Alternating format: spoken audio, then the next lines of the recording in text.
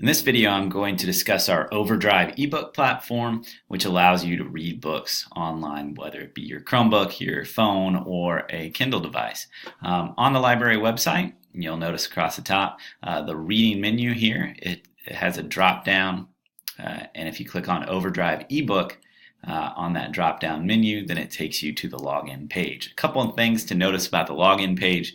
It describes in detail what you need to do to log in. This says student ID or lunch number. Type in here. The password, some of you will know as your old password to the Chromebook. It is capital first initial, lowercase last, and then again your lunch number. Before you hit sign in, I would click remember me or save it to your Chrome browser. Once you log in, you come to this page that shows our recent additions. A couple of things to notice. If it is a book in the upper right hand corner, it's an ebook. If it is a set of headphones, it is an audiobook.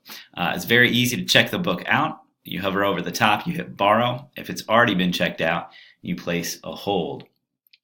When you check something out or place a hold, it goes into your little human there outline under your account. A couple things to notice there. You can return the title early, so if you finish, we really appreciate you returning that. You can also renew it and access the books there.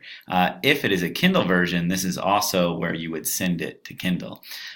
Other things, navigation is simple. You can search by title, author, subject. Also, once you break into kind of the system, it's really easy to navigate and filter. Like you only want available titles if you're looking for something right now, what format it's in, or reading level, or subject matter.